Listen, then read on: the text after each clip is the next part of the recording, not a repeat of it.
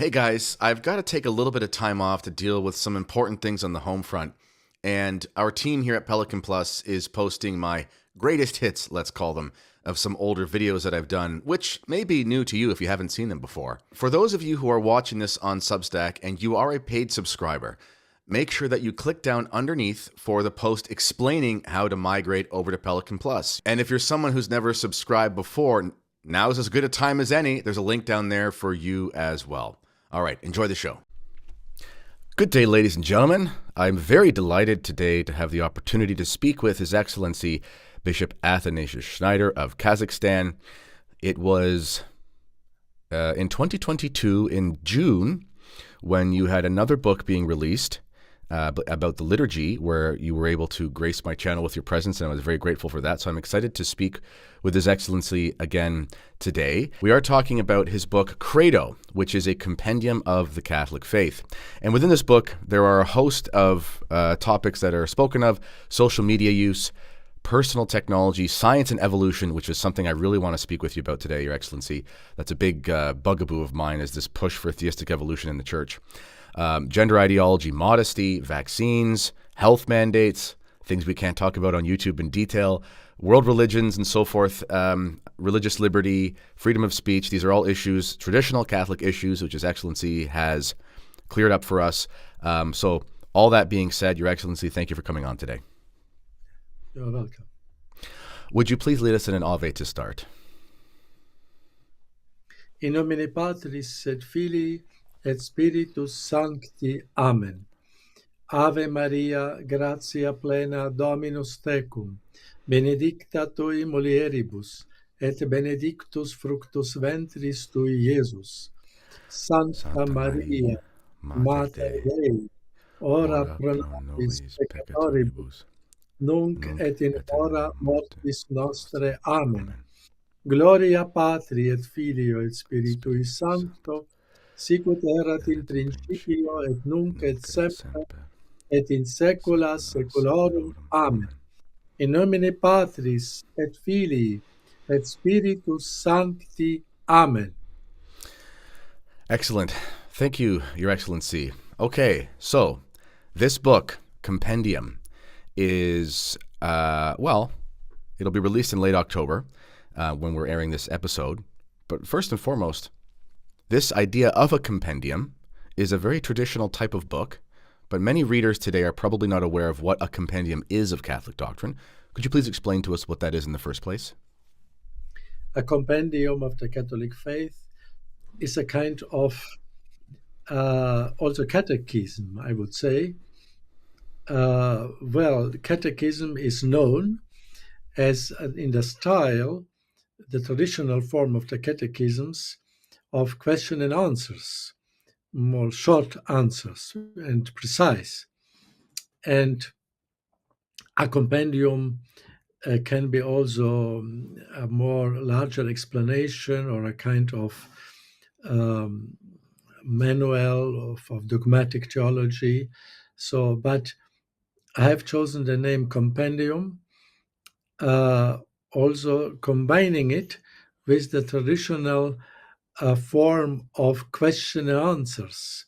So the traditional catechism form. So because it is more easier for people to read and then to transmit a precise answer which the normal people can understand and can use then for in their life and also for explaining their faith and defending their faith. Would it be fair to say, if we compare, let's say, the traditional style of catechism, like the Catechism of St. Pius X, the Butler's Catechism, which I really like, the Irish one, of course, the Catechism of Baltimore, would it be fair to say the new catechism is almost, the John Paul II, it's compiled more like a compendium than a traditional catechism? Yes. Well, there is a compendium with the title.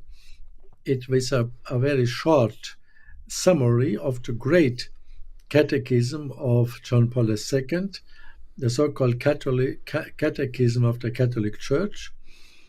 And indeed, the official catechism of the Catholic Church is in some way for people difficult to read and understand, because there is sometimes a very high level theological language and very long explanations.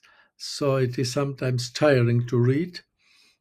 And in my opinion, it is more efficient to make shorter answers for this goal, to transmit to people the basic knowledges of the faith, and also to warn the people of the danger of the heresies and errors and ambiguities which we have to do, especially in our day.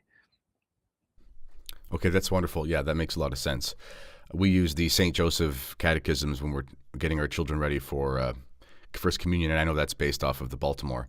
And okay, so let's go through, if we could, some of the more salient points from the work.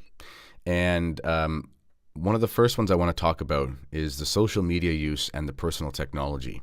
And I'll say a couple things, and then perhaps you can expand on it. I've been reading a lot lately of John Senior, of Wolfgang Smith, of these sort of more realist philosophers, these Catholic philosophers and theologians and literators and things. And I believe that one of the greatest issues we're facing is a loss of realism. We live in a virtual reality. We live in a semi-reality, in some ways an unreality. And I think that these devices, video games, iPhones, whatever, even if you could argue they have their place here and there, I believe that they separate us from real reality and ultimately separate us from God. What would you say about the dangers of these things? Yes, it is true what you noticed, the loss of the sense of reality. It is really very advanced in our modern society, even before the use of these modern technologies of communication. With the modern philosophy of with Kant and then Hegel and all this, there is a loss of the sense of reality, and more the people are building up their realities in their head, in the intellect, in the reason. So this is a kind of Gnosticism, of course. It's a general movement in the modern time. And now came this new aspect of these very sophisticated modern technologies of communication and information. And so people, as you noticed also and others, are lost in this virtual world, and even they're addicted. So this is a kind of addiction, a true addiction to these tools and devices. And therefore, we have to educate the new generation of our children and youth to have a very sober, very moderate, and even critical use of these communication tools and technologies. Of course, we can use them for a good aim, as we're now doing with you, this interview. And we can, as very good Catholic YouTube channels and other means, are transmitting the Catholic faith to so many people. And we have in our day really many people who came to the knowledge of the Catholic faith only through these technologies, and even some vocations to the priesthood, to the traditional Latin Mass. These young people came through the internet and websites and so on. This is a possibility to use for the evangelization, for the kingdom of God, for spread the Catholic faith. But at the same time, we have to be very vigilant, the parents and then the priests, and in the education, in the seminaries, and in the life of the priests and religious to be really, this is a continuous discipline, I think, a kind of in the ancient times, in the religious and priests, they were educated to a sober life, to an ascetic life, and so we have to educate the priests again and the religious to this sober ascetic life, also regarding the use of these new technologies. And so we have to always to be aware of these dangers, and maybe it would be good to promote um, personal meetings, and that the children and young people, even adults, spend more time together, directly alive, and maybe during these meetings to ban any use of electronic technological devices, to give a possibility to have, really to have a share, a communication, a true human communication, without being obsessed and oppressed of the needs of the technologies. In some moments and periods, it would be very healthy to have these methods of meetings, excluding in communication, only in direct personal communications. So, to add to this, I'm a member of the Third Order of the SSPX, and it's interesting you use this word sobriety, because when the Archbishop made the institutes or the statutes for the Third Order, at the time in the early 1980s, it was just no television in the home, because that was very simple. It was, all you had was cable television, which meant all you had was propaganda. So just get the TV out, and then this cuts out this major problem. But now, 35, 40 years later, they've had to adopt the statutes a bit because, for example, in my home, we don't have a television. But obviously I work on the computer. I have a smartphone. This is for professional use and so on and so forth. And people just communicate that way. So the statutes have gone from just cut the visual technology out to now, since it is a reality we can't really escape for most professional spheres, you have to act with sobriety. And that term sobriety is so important because, a man who cannot drink because he will inevitably get drunk actually doesn't have sobriety. Just like a man who can only drink and get drunk. The man who can have a glass of wine or a couple, whatever his body weight is and how much he's eaten and things, and be fine and still drive home or, be sober, that man has sobriety because he can indulge in the thing that has a good but not overindulge. Exactly. Yes. Yeah. We have to promote a lifestyle of sobriety and modesty, and as the apostles taught us and the true Christians.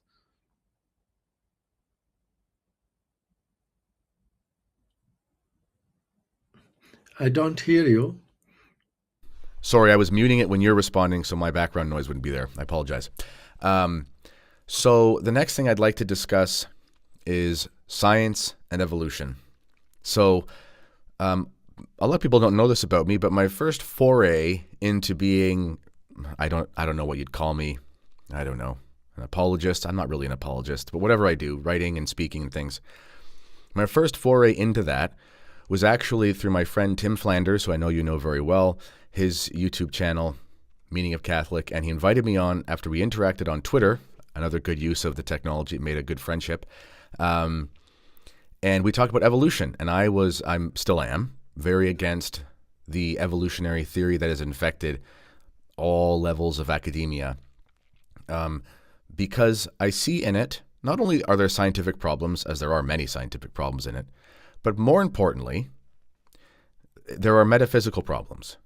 It is against all of the wisdom of the ancients, Democritus and Lucretius, these ancient philosophers who were essentially atomists or proto-evolutionists, they were ridiculed for thousands of years for how absurd their ideas were.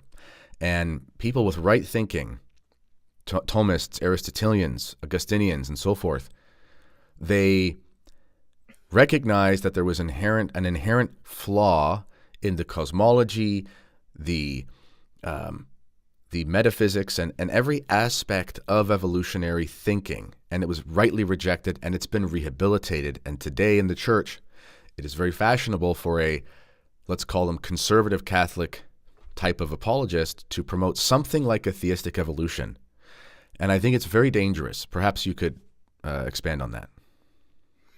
Yes, we have this, as we know, the Darwinism, basically propagated by Darwin, who was an atheist and materialist. And so the background of this evolutionism is a philosophy which excludes the intervention of God, the creator. And therefore, we have to reestablish again the truth about God, the creator, and the truth of the creatio ex nihilo, as the scholastic theology says, the creation from nothing. This is creation. And so to demonstrate the almighty, really power of God the Creator and of our nothingness, we came from this. And then our continuous dependence on the Creator. So the theology says also of the creatio continua, in the sense of God maintains our existence continuously with his almighty power. If in one instant God would not want that we exist, we will fall back in nothing. And so we have to stress this truth. And then the other aspect, now this is the metaphysical aspects, the religious aspects. And now the problems of evolution, there are also, as you mentioned, some scientific aspects, which is a domain of science, which of course, as a priest and a bishop, I am not in the church competent strictly in science. So this should the scholars and people from science demonstrate and make research, and therefore, as long as the Darwinist evolution theory has many, I would say, gaps, many defects also from the scientific point of view, we cannot propagate it as something sure or something demonstrated. So again, we have to be here sober and in some way critical. But in all this theme of the theme of evolutionism, I repeat, we have to stress again the Catholic truth of creation, of the Creator. Yes, and we might say, tongue-in-cheek, Your Excellency, that Darwinian theory has some missing links in it. There seems to be things missing from it. And, there's a bait and switch that is done today where theistic evolution proponents will, let's say, they'll mine for quotes in ancient documents or in documents from popes to say, look, there's a permission here to teach evolutionary theory as Catholic. They'll usually point to St. Augustine having a different view of the 6 days than who later St. Thomas Aquinas would have, and other church fathers. But this is a misrepresentation of Augustine, because his was by no means a billion-year cosmology. It was there's an instantaneousness of creation, and the 6 days represent something like a revelation of those truths in the angelic realm. There's something like that there, but it's not evolution. It's not even close to that. The church fathers almost unanimously were what we would call today a creationist. various discrepancies here and there, but definitely not an evolutionist. So it's just not there if people point to Catholic theology. As you say, the experts of science and theology must discuss this, and that's what Pius XII said, where he gave very limited freedoms in talking about sort of the material that would have been used to make Adam, as we read about God, sort of create him, Adam from the dust. But that is not the same thing as it must have been some sort of ape-like creature who would have birthed Adam. It's very different. So I appreciate your work on that, because I think it's a big blind spot for a lot of people. Okay. Part of this evolutionary mindset is part of the, let's call it, scientism of our day. This idea that science as a tool is the whole of the law. It explains everything. This leads to a lot of misconceptions about things like vaccinations and health mandates. And I think we're at the point now where we can talk about COVID vaccine things on YouTube. I think we are. I think they've let go of that for a little bit. So why did you decide you wanted to talk about vaccines and health mandates in this Catholic compendium? Yes, because we had the experience in the COVID lockdowns and the COVID, I would say, tyranny, where almost all the countries were forcing on the people this vaccination. This is first against the freedom of your body. The government has no power on your body. This is a kind of mass slavery. So in this, when the state forces you to take some substance in your body by law, then you are not more the owner of your body. So the state becomes the owner of your body, and this is slavery, a kind of slavery. This is dangerous. First, but for me, it was the most deepest concern and danger that almost all anti-COVID vaccines had a link, a kind of link, some directly, others indirectly, to the abortion industry and to the fetal industry. And this is for me the grievous aspect, that the world powers and they wanted to link the entire Catholic Church, all the people, in some way to this horrible abortion and fetal industry. Not only abortion industry directly, but the consequence of abortion industry is the fetal industry. This is the use in some way, in different ways, of the bodies or parts of the bodies or cells of cruelly murdered unborn children. This is basically a culture of cannibalism, ultimately, when you take parts of the body in your body to maintain your well-being. And then, unfortunately, many Catholics yielded to these abortion-tainted vaccines with some excuses of a so-called remote material cooperation with the evil. But it's not convincing, this justification, because common sense, even people who are not in theology trained, they instinctively, in many cases, I made a research, they rejected instinctively these, and they say, no, they cannot be, I cannot accept the explanation of remote material cooperation. Even common sense of people is speaking this. And then the abortion-tainted vaccines bring us closer and not remote to the ongoing and flourishing fetal industry. This is going on. and we cannot in no case accept their products, so-called, which are the abortion-tainted vaccines, even when only tested.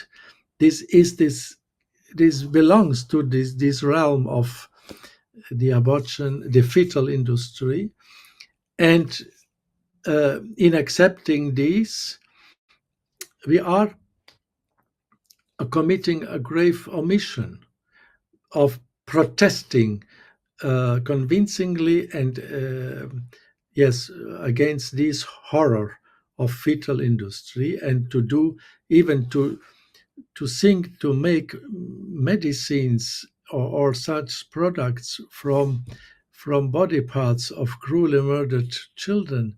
This is already a horror, and therefore the church entire should protest and say, we protest and we don't receive these medicines in no sense, because the corporal life, the bodily life, is not above the salvation of the soul. We have to stress that bodily health is a secondary aspect, because our life here on earth is short, is temporal, and we have to be on the eternity, and to make a bold protest in no cooperation with such horrible industries. Well said. This was something. I'm in Canada, so you probably know Canada was a little bit tyrannical, to say the least, about this stuff.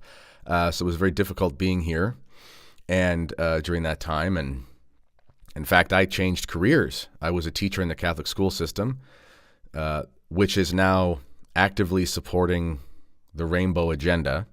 So I'm very happy I got out. I was fighting it while I was in it, but it was very tiring. Anyway, it was a very difficult time for me in my life, but I'm glad I did it, but it was very difficult to be a Catholic school teacher here. But when the whole COVID thing started, I was very vocal. Maybe I was a little unhasty in some ways, or a little bit hasty, I guess. But I was very vocal that I don't care what yes, there are strong arguments from a scientific perspective that the narrative they're telling us isn't true. And I think everybody admits that at this point if they're a reasonable person, whether it be the flip-flopping on masks or whatever. But the most important thing was the metaphysical. The most important thing was the moral. The most important thing was the philosophical.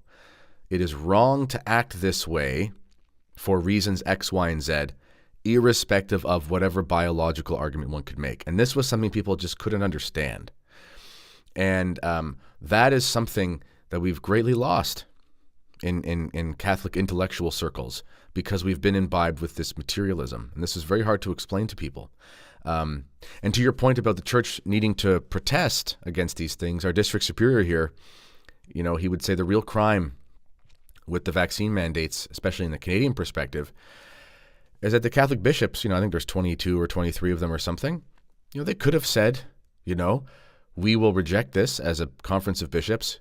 We love collegiality in today's church. We should use these collegial bodies for good. We reject this, and we demand that there is a, ethical version. And there are, again, people will disagree on the severity of the virus and whether or not they should be vaccinated. That's not my point here. But if there is a vaccine, there are ethical ones. There are a number of options from different places, and none of them were available in Canada. That was the most frustrating thing, is not a single ethical vaccine was available in Canada until I think around March of 2022. And I think that was intentional. Anyway, so during this COVID time, though, a lot of people did have a political awakening. They took the red pill, as people like to say. And I went to a lot of these rallies. There was an election in Canada in 2021, and Justin Trudeau was talking about us. He was doing his best Hitler impersonation, it seemed, the way he was speaking about people. And a lot of people had this awakening of, whoa, I've got to sort of understand politics differently than I used to. But there was a danger in there, and this goes to a next point from your book. There was talk of freedom. And now, as a Christian, I believe there is something like a true Christian freedom. But it seemed to me that the philosophical background for the type of freedom people were appealing to was something like an Enlightenment, John Lockean sort of freedom, where the reason why what the government's doing is wrong is because the government, in whatever formulation, has no right to tell me what to do. Whereas I wouldn't accept that as a Catholic, where I would say the reason what the government's doing is wrong is because what they're asking me to do is just simply wrong. Perhaps you could talk about, as you say in your book, religious liberty and freedom of speech, the sort of secular mentality of these types of freedom versus the Catholic. Well, there is, of course, the government must guarantee the freedom of speech as long as this is connected to the objective truth and objective good and virtue. So there is no unlimited freedom to spread, let us say, errors or immorality. Here, the government must put limits, but not on that things which are in themselves true and connected with the objective truth and the objective good in morality. And therefore, we have to stress this, of course. As a Catholics, we have the right of freedom of speech to profess the truth and to spread the good. Yeah, it's we have our, as Pope Leo XIII would say, we have our rights and our duties. If we have a right, it's because it's attached to a duty. I have a right to work because I have a duty to provide for my family. I have a right to go to church because I have a duty to worship God. But a false religion does not have a right because there is no duty to worship a false God or to worship God falsely. Maybe you could talk about religious liberty and the misconceptions that have arisen since the council about this. I think it's been a confusion of the term tolerance with liberty. Perhaps you could expand on that for us. Yes, I think this is one of the most deep confusions in the council documents, and also with some more harmful consequences in the life of the church and even in theology, which is then it revealed itself, this teaching of the council of the religious freedom, as producing really relativism regarding theology and practice in the life of the church. So the basic error of the council document on the religious freedom is that they put on the same level the rights of the Catholic Church, of the Catholic religion, the only one which is true, with any religion on the same level. This is impossible. And even there was a ambiguous formulation in the council text saying that that in matters of religion, no one can be forced. Yes, this was always taught in the Holy Scripture and throughout the church, constant magisterium. You cannot be forced to believe in Jesus Christ. No, even God respects you. And of course, you cannot be forced to join a false religion neither. This is so true. But the confusion is here that this formulation, no one can be forced in the matters of religion. They how do you say, the consequence they draw from this, that you have a right by your nature also to not be impeded to cultivate, to exercise, to spread even the religion of your conscience. But there can be erroneous conscience, and an erroneous even an invincibly erroneous conscience has no rights, cannot have a claim to rights, has a claim to tolerance, yes, but not to rights. And because even an invincibly erroneous conscience in matters of religion, maybe there are who are so invincibly erroneous, for let us say, to spread immorality in their religion. They have or child sacrifices, or to spread so-called sacred prostitution and so on. There are religions, and people can be so um, deceived, and even in conscience, that they cannot receive from the government a right to unimpededly spread their religion. Of course, the council added this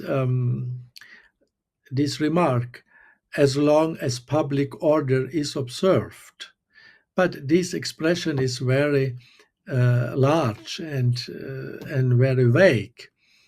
And so, but I repeat, the problem of the council affirmation is that this right of unimpedingly choose, exercise, and spread religion, even commonly, collectively, is a right which is of your nature. So, a kind of natural right based in your nature. And this is wrong, because there is no, the rights of the nature are always positively willed by God, of the creator of nature. And so to spread, let us say, idolatry is not willed by God, even not in nature. Therefore, there cannot be a natural right, even civilly, to spread uh, idolatry. This is offensive to God.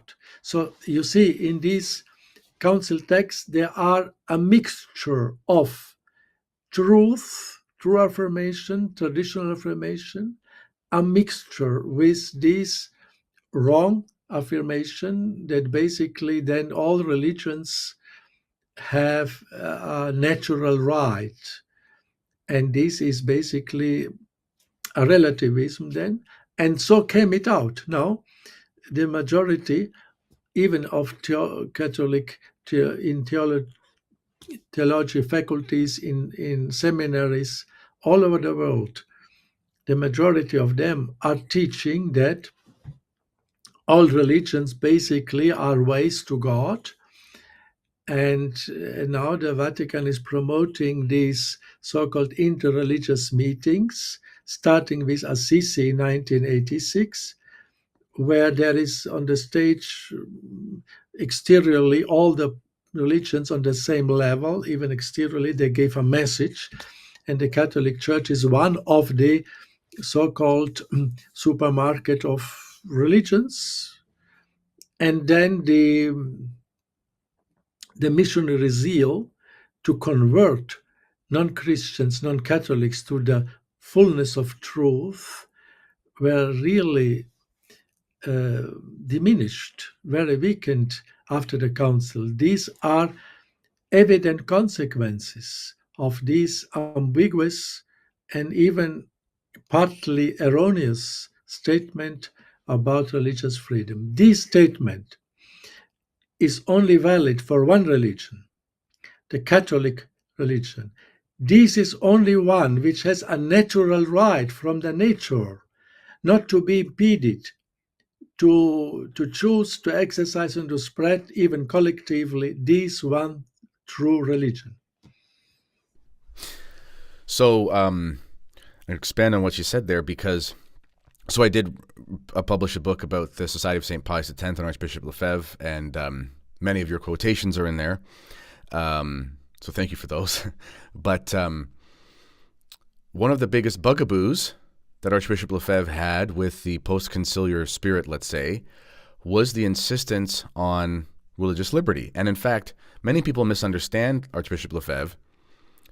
His primary concern was the kingship of Christ.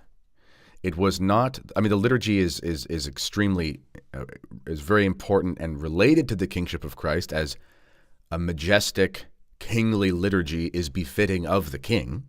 So there are reasons, but really the most important thing for Archbishop Lefebvre was the kingship of Christ.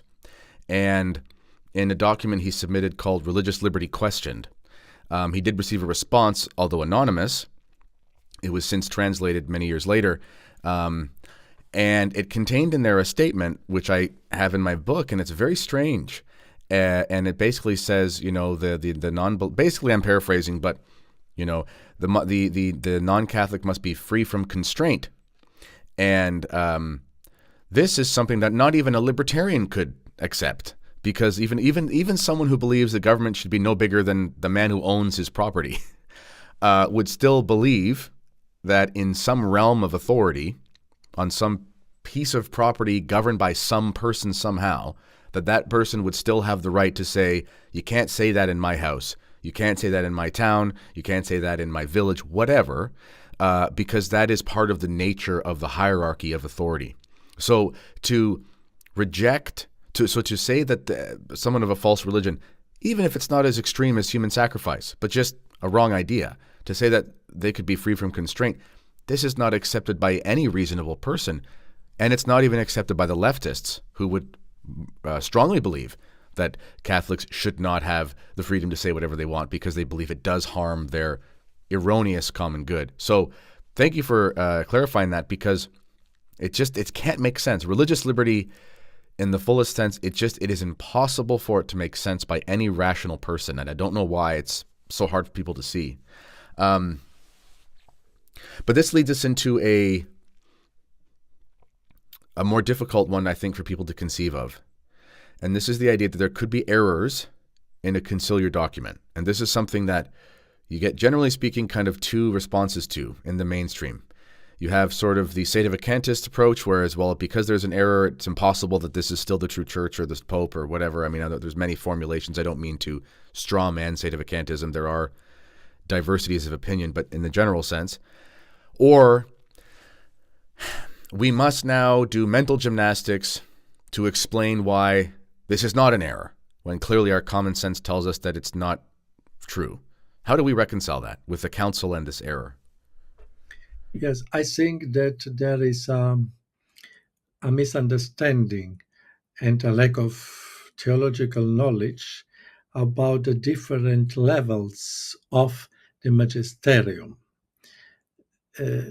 And in the last, I would say, even centuries, there was developed within the Catholic Church, even by good people, a kind of exaggerated meaning of the Pope and his magisterium, and so basically avoiding any difference between the infallible ex cathedra teaching and the normal daily teaching, which has no guarantee of infallibility. And so this different, even a ecumenical council, even previous councils, they had within the documents sections which were designated as so-called disciplinary canons, which had not the claim of to be infallible.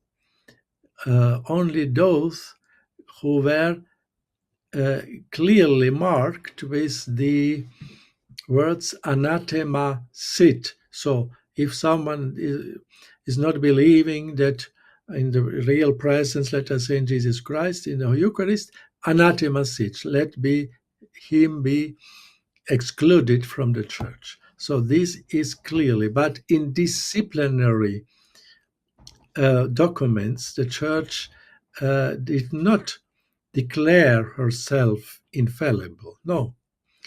And so the entire Second Vatican Council, this is a novelty in the history of the Church, declared itself previously already. This council will have a predominantly pastoral character. It means disciplinary character. And this repeated, and John the 23rd said that this council has not the intention to proclaim new dogmas. So, and the same stated Paul VI immediately at the end of the council in a public speech. He said this council was a pastoral council and did not have had the intention to propose to the faithful their own definitive teachings. So this is so clear, declared by the popes, and so a logical consequence for anyone who has still a logical thinking, that those documents which were declared by the magisterium itself, without that they have no character of definite teaching, they can, when they are not definitive teachings, and the Church had not the intention to propose them to the faithful as definitive teaching, they are pastoral teachings, and they are they can be in the future in some way modified, improved, or even corrected.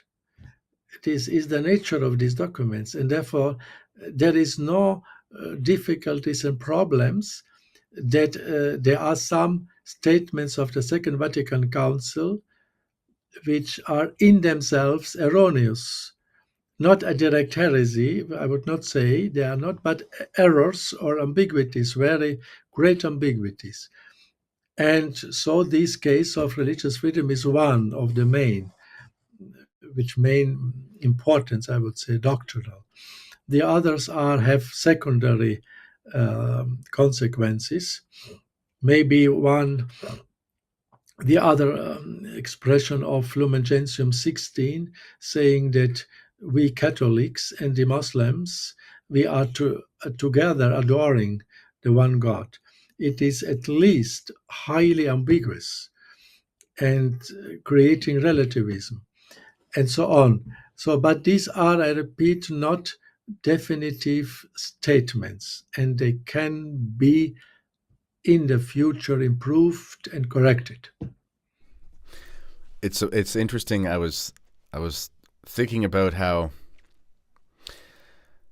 you mentioned how the Church is not infallible when it comes to disciplinary documents, and one of the documents that the modern Church, let's say, I know there's one church, but I'm using this term equivocally, in the modern Church, quo primum, which, I mean, I know it's not an infallible document, maybe in some senses, but there are definitely parts of it that seem pretty close, or at least the reasoning seems pretty close to infallible, if not infallible, in certain parts especially.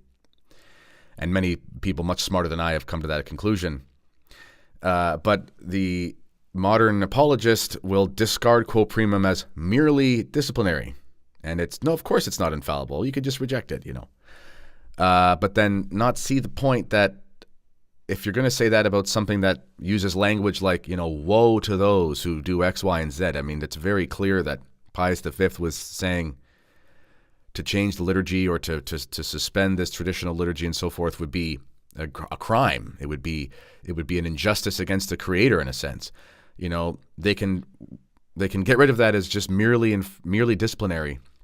But then when we have something that is clearly disciplinary or clearly fallible by the admissions of the popes, we have to treat this thing as if it's the super council to end all councils. And it's this very strange contradiction between the perceptions of these things. I just find that fascinating. Okay, last thing I'll ask, because I know we're going to go just about an hour here. And by the way, ladies and gentlemen, the link for this book is in the description to this video. So please support the bishop and support Sophia Press for having put out this extremely important work in this time of confusion in the church. It's very clear, it's very important, it's very helpful. I do want to talk about the last thing you speak about, the last thing that we'll talk about, although there's much more in the book, is the danger of pornography and sex education. My first book that I published, which is now with Tan, but I self-published it first, is called Terror of Demons, Reclaiming Traditional Catholic Masculinity. And I talk about in this book the danger of the enslavement that comes from men when they engage in pornographic material.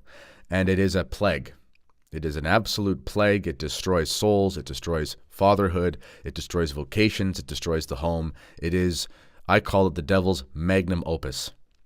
So perhaps you could give us some wisdom on the dangers of this, and then also perhaps men who are having issues, how they, from your perspective as a confessor, could overcome this. Yes, this is basically the virtue of chastity. And the sixth commandment, it's not only, limited to physical acts against chastity. The sixth commandment is also including interior acts against chastity. There can be grievous sins, as our Lord said in the Gospel. If a man is looking lustfully at a woman, he already committed with her adultery. Already. You see, these are divine words. And when men, especially men, unfortunately, are engaging in pornography, they are actively maintaining in their interior, in their mind, in their soul, grievous sins against chastity, against the sixth commandment. We have to educate the children and the young people that the interior sins against chastity are, you have to take it serious, these. And also in homilies, in catechisms, we have to do this. And parents, please educate your children. Of course, when they arrive at a certain level of age, especially the boys, in a very delicate but clear manner, to warn them, to educate them to chaste mind, and to even then to say them the dangers and the poison of pornography. So have to evaluate in a very delicate manner, but the fathers maybe must do this with their boys. And then the priests in the schools, in the seminaries, of course. And I would propose, maybe it would be good that those addicted to this, or who use or dependent on this vice of pornography, that they do a vow, a promise before God, in the presence of a priest, maybe also, that they will strictly avoid the total abstinence from pornography, like an alcoholic person who is doing a proposal, a vow, a promise of total abstinence from alcoholic drinks. For sometimes it's necessary, otherwise this person will be destroyed by alcohol. And so by pornography, you destroy your soul completely and your mind. And even I think there is the continuous pornography, unchaste images, which you consume freely. This is the problem, because there are plenty of unchaste images we are exposed to this in the public life already. And then the devil is also tempting people with unchaste imagination, the devil, and then the public. But this is not freely. We have not chosen this. But when you choose freely, this is a grave responsibility. And so it would be good to make a promise, a vow even, of total abstinence in pornography. Yes, and I'll add to that before we close here, for any men who have an issue with that, you do have to get medieval on it, as they say. You have to, I've counseled some men, having written this book about masculinity. Men ask me questions and they confide in me in things. And, some men I've counseled, I said, you got to find a new line of work. Your job requires you to have a smartphone on you at all times or be on a computer at all times. You have to recognize your weaknesses and you have to do something where you're not going to be on technology, because that's the gateway for you. And for some people, it is that severe. You have to have accountability. There are apps out there, for example, where they can track your internet usage, and every day an email is sent to a friend who you trust, who will be notified of all of your usage of the internet. And it's very humbling. I've had people ask me to help them with this, and it's very humbling because something comes up and I message them and I say, hey, what are you going to this website for? They can't escape it. And it's good. It keeps them humble. It keeps them accountable. And this is what friendships are for. And then you're going to have to do some physical mortification as well. You're going to have to mortify your flesh. You're going to have to fast. You're going to have to exercise rigorously in certain moments in order to expel yourself of these energies that you have, stored within you. And these things are extremely important. So anyway, there's lots there. And so, ladies and gentlemen, after you've purchased Bishop Schneider's book and you've read it, then if you need more advice on something, you can maybe check out my book, Terror of Demons, which helps men with this heavily. Okay, Your Excellency, this has been an absolute pleasure. I really enjoy having you on. It's wonderful to talk to not only a good bishop, but a bishop with a traditional Catholic mindset, which is so rare today, and it's such a pleasure. If you could, would you please give us your blessing before we finish? Maybe I say a final word. Sure. Also, that this compendium, it's not only pointing out the dangers of our time and the errors, as which you mentioned, but the majority of the items are the positive, cover the beauty of the Catholic faith. We will discover all the richness, all the beauty. And this is my desire to all who will use this book, to discover this everlasting beauty of our Catholic faith. Thank you. Yes, that's wonderful. Sometimes we forget that as traditionalists, that the faith is a beautiful thing, and the beauty will save the world, as they say. Dominus vobiscum. Et cum spiritu tuo. Et benedictio Dei omnipotentis Patris, et Filii, et Spiritus Sancti descendat super vos et maneat semper. Amen. Amen. Praise be Jesus Christ. Amen. Thank you, Your Excellency, and you have a wonderful time. I know it's nighttime for you there now. It's morning for me, so have a good sleep tonight. Thank you. Thank you. Goodbye.